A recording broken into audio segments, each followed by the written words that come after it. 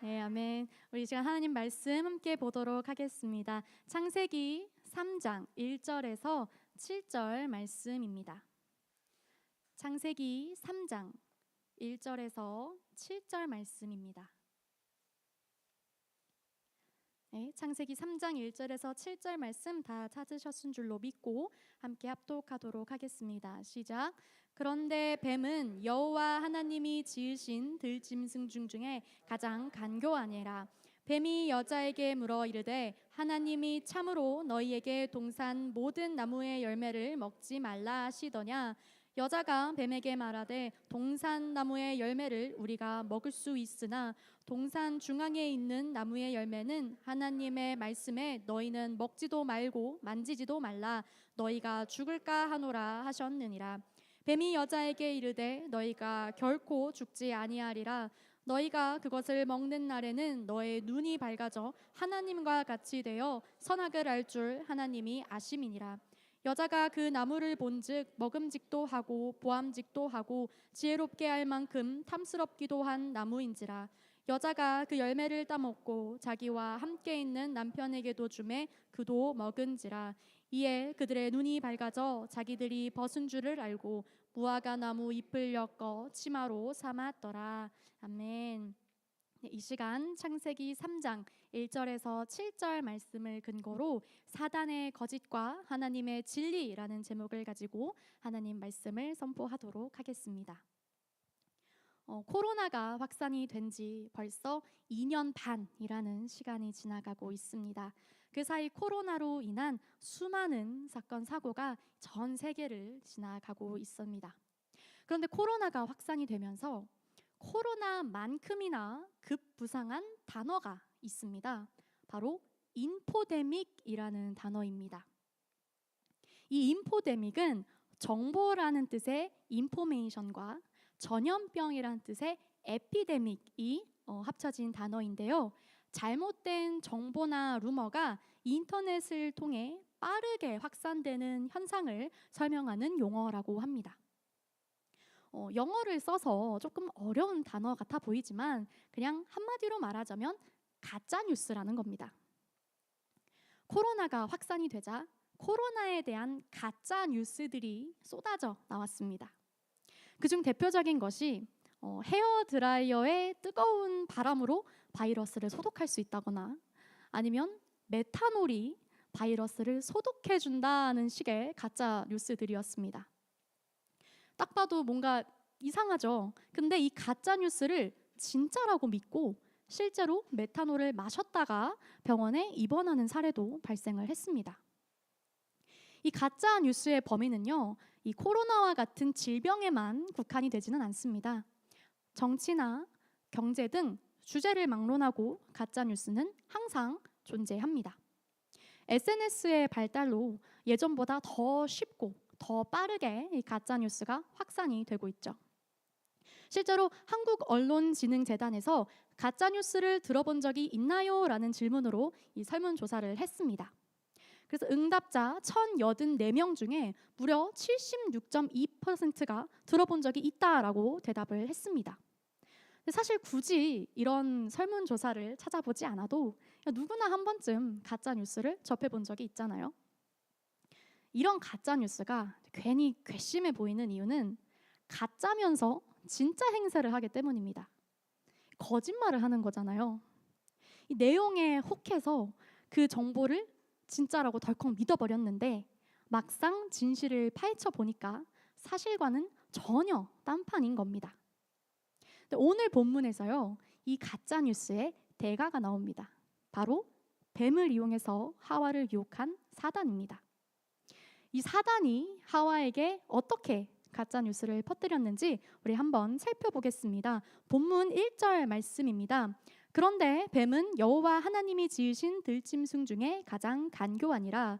뱀이 여자에게 물어 이르되 하나님이 참으로 너희에게 동산 모든 나무의 열매를 먹지 말라 하시더냐. 이 사단이 뱀을 통해서 하와에게 말을 걸기 시작합니다. 근데 그 시작이 하나님이 참으로 너희에게 동산 모든 나무의 열매를 먹지 말라 하시더냐입니다. 하나님은 단 한 번도 그런 말씀을 하신 적이 없거든요. 그런데 사단은 하와에게 괜히 자극적인 말로 접근을 하고 있는 겁니다. 이게 가짜 뉴스처럼 제목을 짓는다면 뭐 약간 충격, 하나님 가라사대, 동산 모든 나무 열매 먹지 말라고 해, 점점점 뭐 이런 식으로 나오겠죠. 근데 이 제목에 혹한 하와가 그 기사를 클릭해 버립니다. 그 안의 내용은 전부 엉터리예요. 그런데 제목에 혹해서 내용을 읽고 있으면 그 내용에 아무리 거짓말이 많아도 거짓이라는 걸 알아차리기가 쉽지 않습니다. 사단의 거짓말은 우리의 생각 속에 아주 교묘히 들어와서 판단력을 흐리기 때문입니다. 그렇기 때문에 우리는 하나님의 생각을 계속해서 닮아가야 합니다. 그리고 사단이 주는 생각으로부터 벗어나 올바르게 판단하고 분별해야 합니다. 그러므로 이 시간 말씀을 대할 때 사단의 거짓을 구분하고 질 대신 하나님께만 나아가는 은혜를 누리시기를 예수님의 이름으로 축복합니다. 네, 첫 번째입니다. 사단은 단호히 대적해야 합니다. 제가 초등학교 무렵이었어요. 당시에 뉴스에서는 그 유아 납치 사건에 대해서 굉장히 자주 다뤘습니다. 당시 흔하게 쓰이는 수법 중에 하나는요, 팔이나 다리가 다친 척을 하고 아이한테 접근을 하는 거예요. 그러면서 내가 몸이 불편해서 그런데 나 저쪽에 뭐 옮겨야 되는데 좀 도와줄 수 있겠니? 라고 질문을 하면서 아이를 데려가는 겁니다. 이 어려운 사람을 돕고자 하는 아이들의 착한 심리를 역이용한 굉장히 질이 나쁜 수법이었죠. 저희 어머니도 그 이야기를 듣고 걱정이 이만저만이 아니셨는지 저에게 어른은 아이의 도움을 필요로 하지 않아 라고 하시면서 누군가 그렇게 이야기를 하면 저는 어려서 못해요, 다른 어른한테 부탁하세요 라고 하고 그 자리를 얼른 벗어나라고 하셨습니다. 그런데 아이가 집에 있다고 해서 꼭 안전이 보장되는 건 아니었어요. 그 유괴의 또 다른 수법이 뭐였냐면요, 집에 혼자 있는 아이에게 나 엄마 친구인데 아니면 나 아빠 친구인데 하면서 문을 열게 만드는 거였습니다. 어머니는 그게 또 걱정이 되셨나 봐요. 그래서 하루는 저에게 이렇게 말씀하셨습니다. 집에 엄마가 없을 때 누가 초인종을 누르면 누구세요? 하고 물어보지 말고 집에 없는 척해. 그리고 조용히 걸쇠를 잠가놔 라고 말씀하셨어요. 모르는 사람과 일단 대화를 하기 시작하면요, 순수한 어린아이는 상대방의 말을 다 믿어버립니다. 스스로 판단할 수 있는 능력이 아이에게는 아직 없기 때문이죠. 그러니 어머니는 아예 대화를 시작조차 하지 말라고 하셨던 겁니다. 대화가 시작되지 않으면 아무리 교묘하고 아무리 달콤한 거짓말을 꾸며와도 상대방을 설득할 수 있는 방법이 없거든요. 우리 모두가 잘 아는 백설공주 이야기도 똑같습니다. 백설공주가 왜 독사과를 먹게 된 줄 아세요? 모르는 사람한테 문 열어줬다가 먹게 된 거예요. 백설공주가 문을 열어주지 않았다면 그 계모가 탐스러워 보이는 사과를 수천 개를 준비해봐도 백설공주에게 보여줄 수 없습니다. 아예 거짓말을 시작할 기회조차 없거든요. 그런데 안타깝게도 백설공주는 모르는 사람에게 문을 열어주었고 계모의 달콤한 속삭임에 넘어가 독사과를 먹게 되죠. 그렇다면 다시 본문으로 한번 돌아가 볼까요? 하와가 사단의 속삭임에 어떻게 반응했는지 한번 살펴보도록 하겠습니다. 아까 본문 1절 말씀 후반부에 하나님이 참으로 너희에게 동산 모든 나무의 열매를 먹지 말라 하시더냐라고 하면서 사단이 하와에게 접근을 시도했잖아요. 사단이 부정적인 생각을 심어주면서 하와의 틈을 노린 겁니다. 하나님은 동산의 모든 나무 열매를 다 먹되 딱 하나만 먹지 말라고 하셨거든요. 그런데 사단은 그 딱 하나 안 되는 거에 하와가 집중하게 만든 겁니다. 사단의 말이 하와의 생각을 부정적인 쪽으로 몰고 있는 거예요. 하나님의 말씀은 어떨까요? 하나님은 할 수 있다, 하면 된다, 해보자, 긍정적이고 창조적인 말과 생각을 주십니다. 그러나 사단의 부정적인 말이 들어오면 없는 거, 안 되는 거, 못하는 거에 집중하게 되면서 불평, 불만이 생기게 되고요. 우리의 입술에서도 안 된다, 못한다 이런 부정적인 말이 나오게 됩니다. 사단의 생각과 말은 늘 긍정적이고 창조적인 하나님의 일을 그르치게 만듭니다. 그러니 부정적인 생각이 들어오면 그 즉시 쫓아내야 합니다. 사단에게 틈을 내어주지 말고 바로 그냥 차단해 버려야 되는 겁니다. 베드로가 인간적인 마음으로 예수님께 십자가의 고난을 지지 마세요라고 말했을 때 예수님은 그 사랑하는 제자 베드로에게조차 사단아 내 뒤로 물러가라 라고 단호하게 선포하셨습니다. 근데 그렇다고 또 옆 사람한테 가서 사단아 물러가라 라고 하지 마시고 내 생각 속에 속삭이는 사단에게 단호히 물러가라 라고 하시기 바랍니다. 그런데 하와는 사단을 단호히 물리치지 못하고 대화를 허용해 버립니다. 본문 2절에서 3절 말씀 한번 보겠습니다. 여자가 뱀에게 말하되 동산나무의 열매를 우리가 먹을 수 있으나 동산 중앙에 있는 나무의 열매는 하나님의 말씀에 너희는 먹지도 말고 만지지도 말라 너희가 죽을까 하노라 하셨느니라. 하와가 하나님은 이렇게 말씀하셨어 라면서 뱀에게 설명을 하기 시작합니다. 그런데 하와가 가져온 하나님의 말씀이 과연 정확했을까요? 하나님께서 이전에 하신 명령을 자세히 살펴보면요, 이미 하와의 생각이 잘못되어 가고 있다는 것을 알 수 있습니다. 창세기 2장 17절 말씀입니다. 선악을 알게 하는 나무의 열매는 먹지 말라 내가 먹는 날에는 반드시 죽으리라 하시니라. 이렇게 직접 대조해 놓고 보면 하와가 하나님의 말씀을 제대로 알고 있지 않습니다. 하나님이 먹지 말라고 하신 건 맞아요.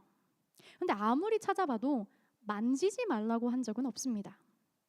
하와의 마음에 이미 불평이 들어갈 수 있는 틈이 생긴 겁니다. 아니 먹지만 않으면 되지 만지는 것도 안 돼? 그거 좀 너무하지 않아? 사단이 심어준 부정적인 말이요, 하나님의 말씀에 불평이 생기게 했습니다. 그런데 더 심각한 건요, 그 다음 부분입니다. 하와는 하나님이 먹지도 만지지도 말라고 한 이유에 대해서 너희가 죽을까 하노라 라고 하셨다고 말합니다. 근데 죽을까 하노라? 그 말은 죽을 수도 있고 안 죽을 수도 있고 이런 뜻인가요? 하나님은요 반드시 죽으리라 라고 하셨습니다. 지금 하와는 하나님의 말씀을 확실하게 알고 있지 않아요. 하나님의 말씀은 있는 그대로 받아들여야 합니다. 선악과를 먹으면 죽을 수도 있구나 라고 하는 게 아니라 반드시 죽는구나 라고 하나님의 말씀을 명확하게 알고 그에 반대되는 말을 하는 사단을 단호하게 대적해야 합니다. 그런데 하와가 단호하게 대적하지 못하고 불평과 의심이 들어갈 수 있는 틈을 보이자 사단은 그 틈을 놓치지 않습니다. 본문 4절 말씀입니다. 뱀이 여자에게 이르되 너희가 결코 죽지 아니하리라. 이 하와가 단호하게 반응을 하지 않자 오히려 뱀이 단호하게 거짓말을 합니다. 처음에는 은근슬쩍 기어 들어오더니 이제는 대놓고 하나님의 말씀하고 정반대되는 말을 서스럼없이 내뱉는 겁니다. 신앙생활은요 단호해야 합니다. 하나님의 말씀에 이럴 수도 있고 저럴 수도 있다는 없습니다. 하나님의 말씀은 언제나 단호합니다. 예수님께서도요 귀신 들린 아들을 고쳐달라고 데려온 사람에게 예수님 할 수 있다면 고쳐달라고 그렇게 말했던 사람에게 예수님은 할 수 있거든이 무슨 말이냐, 믿는 자에게는 능치 못함이 없느니라 라고 하시면서 단호하고 확실한 믿음을 요구하셨습니다. 그러니 사단의 거짓말에 단호히 대적하시기 바랍니다. 사단에게 틈을 주지 말고 확신의 믿음으로 나아가시기 바랍니다. 기도에 능력이 있을 수도 있다라고 하지 마시고 기도의 능력이 있다, 말씀의 능력이 있다, 찬양의 능력이 있다, 이 거짓말을 하는 더럽고 악한 것들아 떠나갈지어다 라고 선포하시기 바랍니다. 그러므로 오늘도 사단이 주는 부정적인 생각을 단호히 대적하고 하나님의 창조적이고 긍정적인 말과 행동을 선포하며 나아가는 저와 여러분들 되시기를 예수님의 이름으로 축복합니다. 두 번째입니다. 하나님의 말씀을 향한 사랑이 있어야 합니다. 작년 여름에 한국에서는요, 감시관, 창조와 모방의 경계라는 이름의 전시회가 열렸습니다. 이 감시관은요, 어떤 사물의 가치나 진위를 구별하여 알아내는 눈이라고 합니다. 한마디로 진짜와 가짜를 구분해내는 안목인 거죠.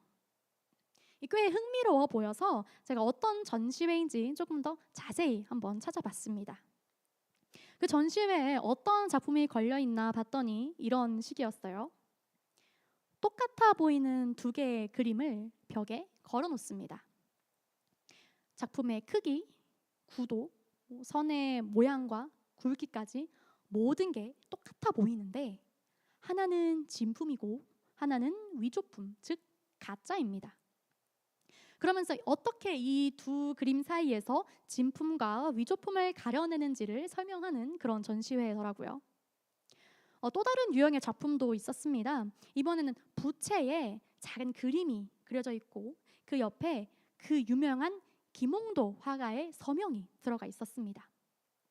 그런데 알고 보니까 이 김홍도의 서명은요, 나중에 다른 사람이 슬쩍 그냥 집어넣은 거였어요.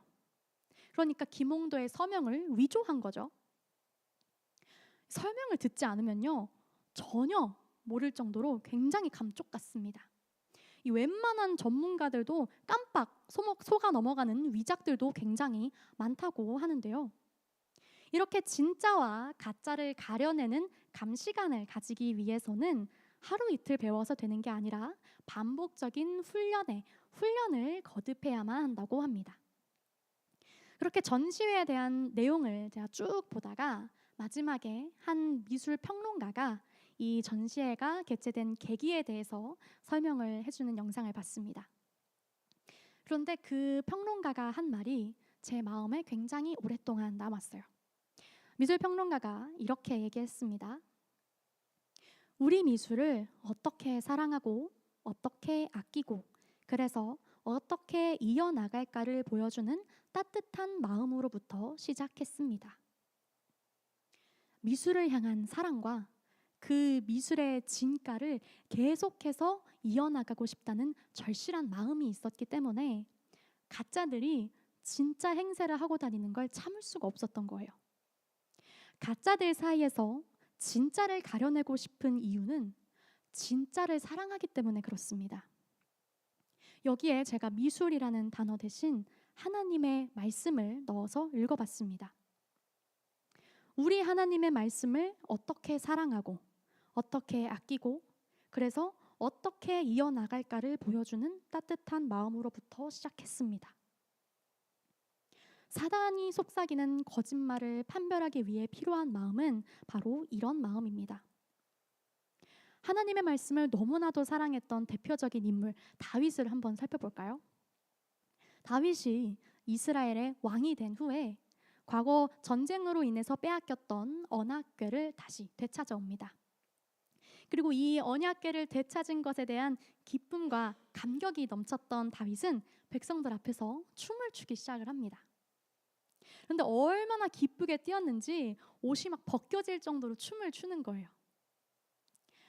하나님의 언약궤를 되찾았는데 지금 다윗에게는 지금 왕의 채통이고 뭐고 그게 지금 중요한 게 아니라는 겁니다.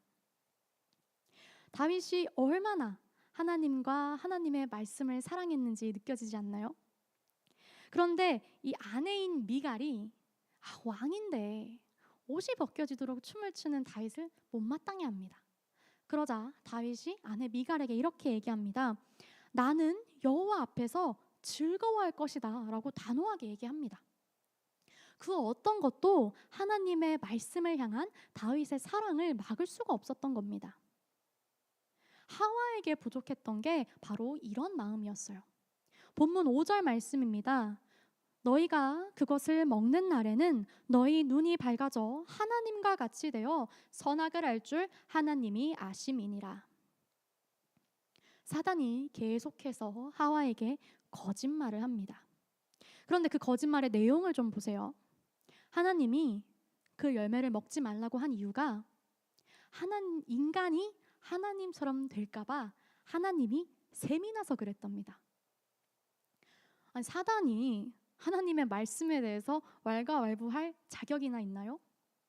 사단이 하나님을 이상하게 몰아가면 그런가? 라고 할 게 아니라 화가 나는 게 정상 아닙니까? 이 한국인들끼리요, 아무리 화가 나도 안 건드는 게 가족이에요. 평상시에는 아무리 뭐 지지고 볶고 막 서로 막 난리를 치는 가족이더라고 하더라도 밖에 누가 가서 가족 건드리면 뭐 그래 걔가 좀 이상하긴 하지 이렇게 하는 사람 있어요? 없어요. 누가 가족 건드리면 그냥 고민하지도 않고 뭐 이러면서 막 싸우려고 드는 게 정상입니다. 왜요? 가족이잖아요. 사랑하잖아요. 하와가 하나님을 사랑하고 하나님의 말씀을 사랑했다면 하나님에 대해 이상한 오해를 심어주는 사단에게 화를 내야죠.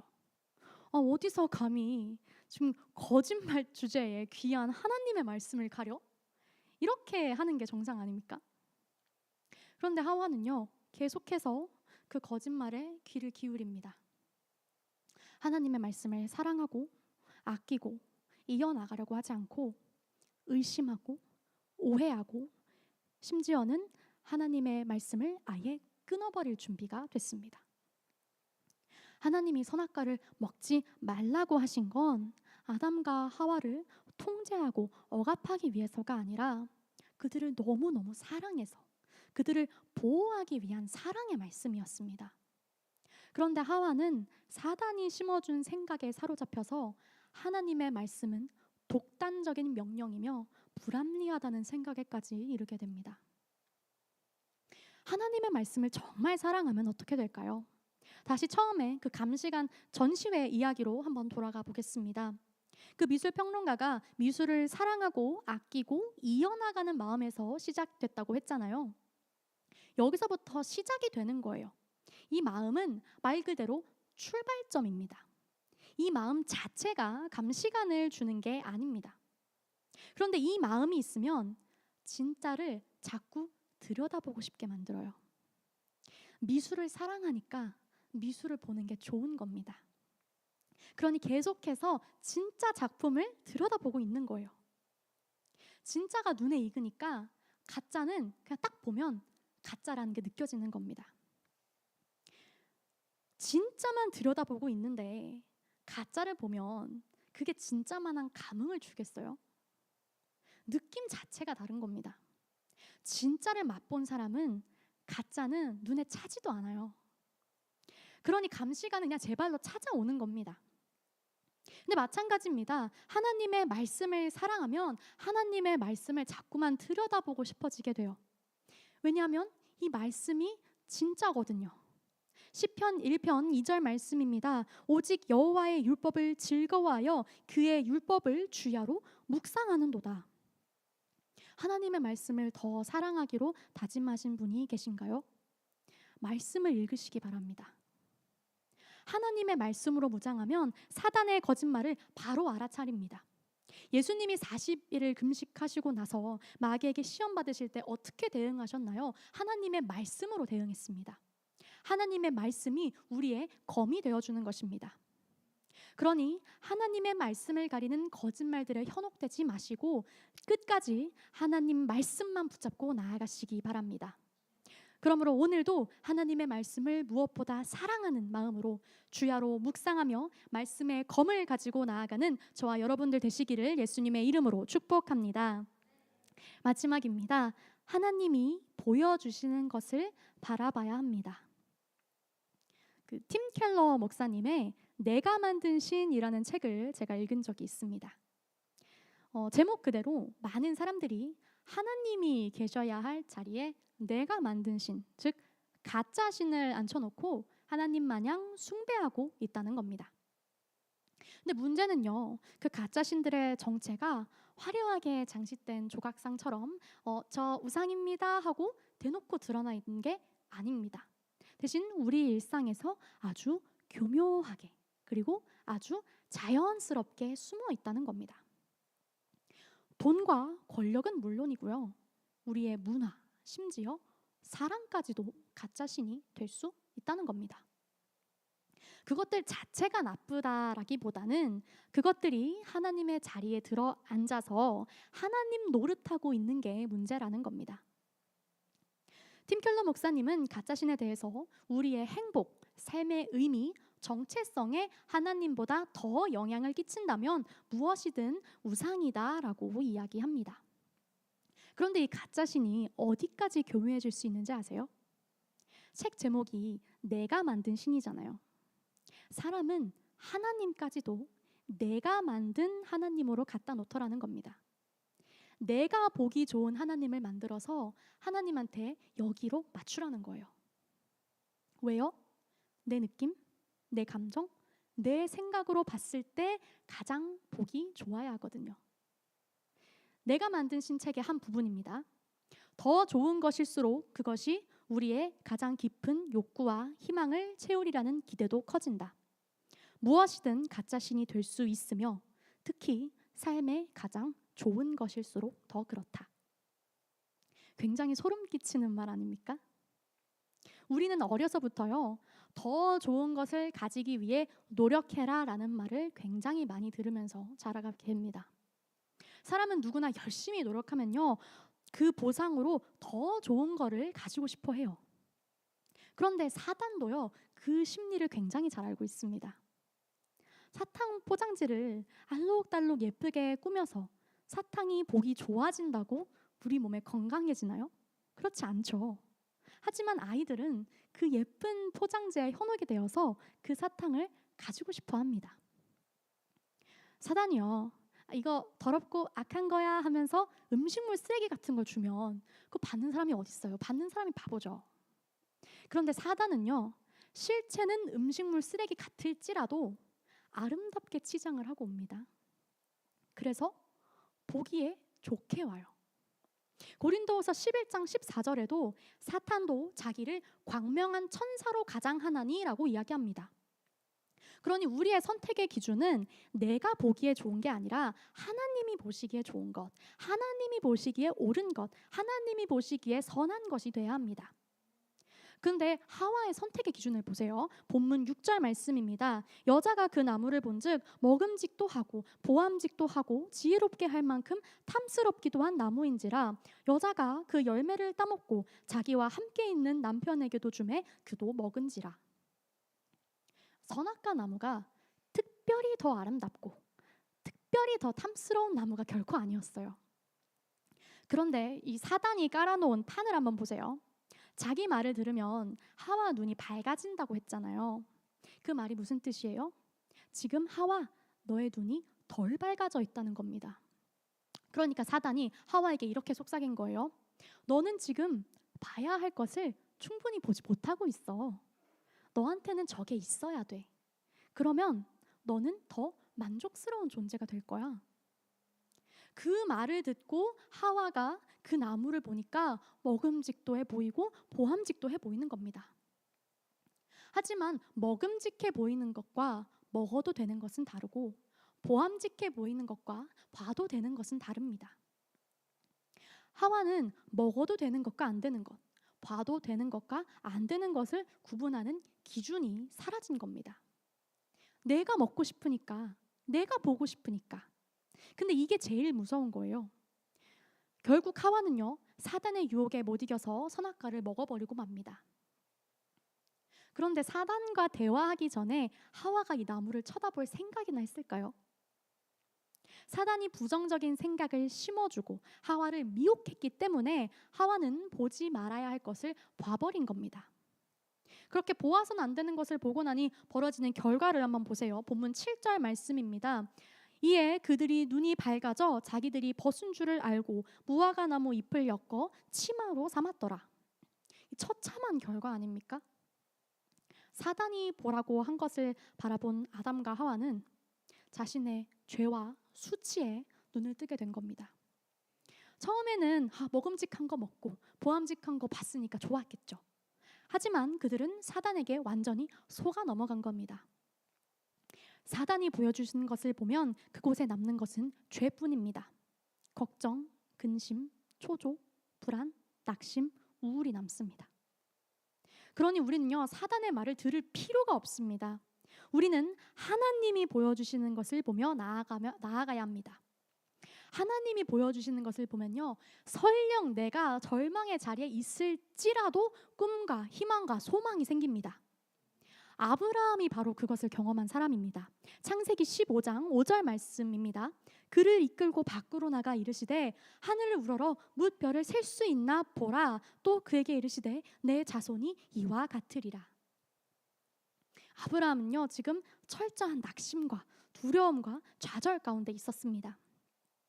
그런데 그때 하나님이 그런 아브라함을 데리고 나와서 하늘에 수많은 별들을 보여주십니다. 그리고 자녀가 한 명도 없는 아브라함에게 내 자손이 이만큼 많아지게 해줄게 라면서 희망과 소망을 약속해 주시는 장면입니다. 사단은요, 거짓말밖에 못해서 약속을 절대 지킬 수 없습니다. 그러나 신실하신 하나님의 약속은요, 반드시 이루어집니다. 하나님이 보여주신 수많은 별들을 바라보며 그 하나님의 말씀을 믿음으로 반응한 아브라함은 하나님께 의롭다함을 얻고 믿음의 조상이 된 겁니다. 하나님이 보여주시는 것을 바라보면 안 되는 것도 되게 해주십니다. 우리가 바라보며 나아가야 할 것은 고작 보기 좋고 먹기에 좋아 보이는 것들이 아닙니다. 우리는 하나님이 보라고 말씀하신 것들을 바라보며 하나님의 꿈을 품고 나아가야 합니다. 하나님의 꿈을 품고 긍정적이며 창조적인 생각으로 그 뜻을 구하는 자는 하나님께서 반드시 책임져 주십니다. 광야의 길을, 사막의 강을 내리시는 하나님께서 그 어떤 실패와 절망이 올지라도 다시 일어날 수 있는 새 힘을 주십니다. 아브라함에게는 뭇별을 보여주셨던 하나님이 그렇다면 오늘날 우리에게는 무엇을 보라고 하실까요? 우리에게는요, 바로 십자가가 있습니다. 고린도전서 1장 18절 말씀입니다. 십자가의 도가 멸망하는 자들에게는 미련한 것이요 구원을 받는 우리에게는 하나님의 능력이라. 아브라함은 별을 볼 때마다 하나님의 약속을 떠올리며 새 힘을 얻었습니다. 그 별 자체의 능력이 있는 게 아니라 별을 보며 계속해서 되새기는 그 하나님의 약속이 아브라함에게 새 힘을 주는 것입니다. 십자가도 마찬가지입니다. 십자가라는 모양이 우리에게 능력을 주겠습니까? 십자가 조각성을 여기저기 걸어둔다고 해서 우리가 능력이 생기겠습니까? 십자가를 바라보며 그 십자가에 못 박혀 죽으신 예수 그리스도가 우리에게 주신 약속의 말씀이 우리에게 희망과 소망과 능력을 주는 것입니다. 힘들고 지칠 때 예수 그리스도의 십자가를 바라보며 담대하라 내가 세상을 이기었노라 라고 하신 말씀을 기억하는 겁니다. 그리고 끝까지 포기하지 않고 할 수 있다, 하면 된다, 해보자 라고 선포하며 나아가는 겁니다. 그러다 또다시 낙심하는 마음이 찾아오면 다시 십자가를 바라보고 또 바라보고 또 바라보는 겁니다.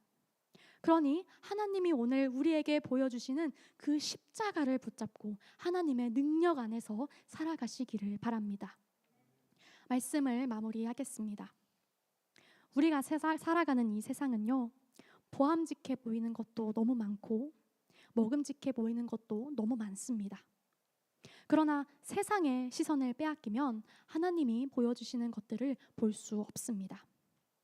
우리가 보아선 안 되는 것을 자꾸만 보게 만드는 그 사단을 단호히 대적하시기 바랍니다. 그 길의 끝에는 죄밖에 남지 않습니다. 그러나 하나님의 말씀을 사모하며 하나님이 보여주시는 것을 보는 자에게는 세상이 줄 수 없는 기쁨과 소망과 감사와 평안이 있습니다. 그러므로 오늘도 창의적이고 긍정적이며 창조적인 하나님의 생각을 닮아가서 세상이 감당치 못하는 믿음의 사람으로 나아가는 저와 우리 큰빛 은혜교회 성도분들 되시기를 예수님의 이름으로 축복합니다. 아멘. 우리 이 시간 함께